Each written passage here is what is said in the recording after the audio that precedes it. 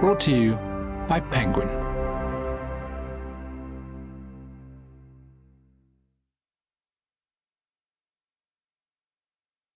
Don't Tell Alfred by Nancy Mitford, read by Adjoa Andoh.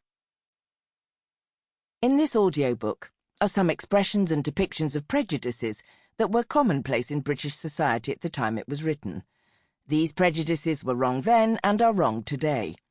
We are reading the novel as it was originally published, because to make changes would be the same as pretending these prejudices never existed. Chapter 1. On the day which was to be such a turning point in my life, I went to London by the 9:07. I had planned to do a little shopping.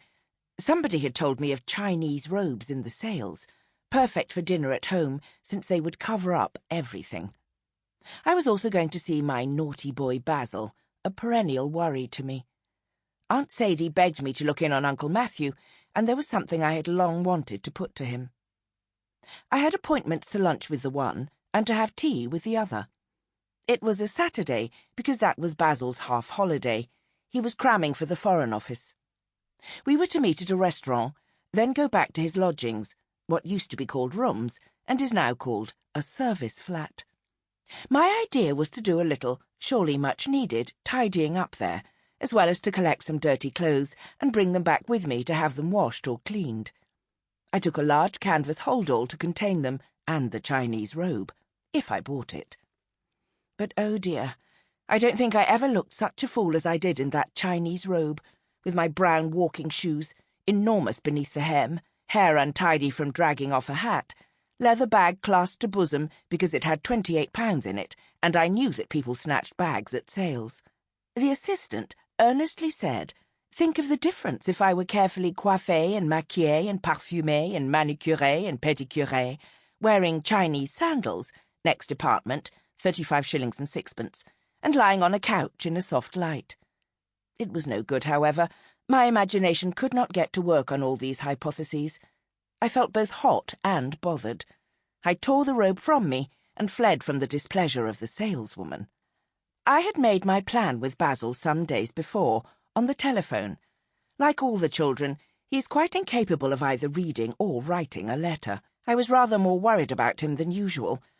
Last time he had come to Oxford, his clothes had been distinctly on the Teddy side, while his hair combed, or rather pulled, over his forehead and worn in a bob at the back, gave him a curiously horrible look.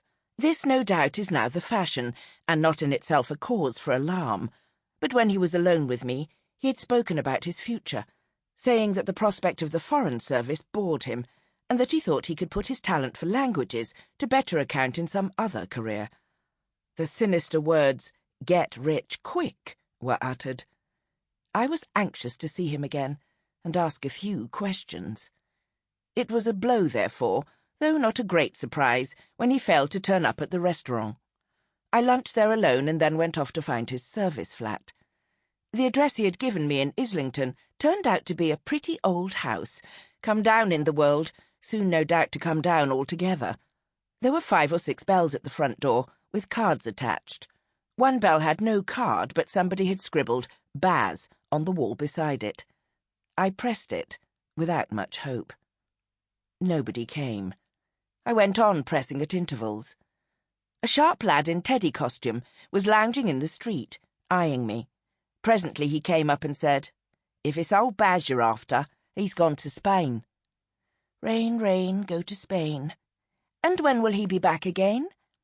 When he comes for the next batch. Old Baz is a travel agent now, didn't you know? Joined up with his granddad. Some people are lucky in their relations.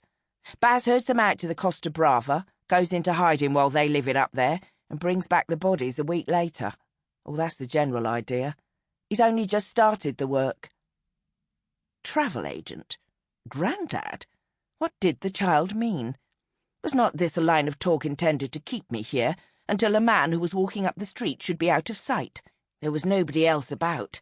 This dread Teddy, armed no doubt with blades, was clearly after my bag and the £28. I gave him a nervous, idiotic smile. "Thank you very much," I said. "That's just what I thought. Goodbye, and—" Sample complete. Ready to continue?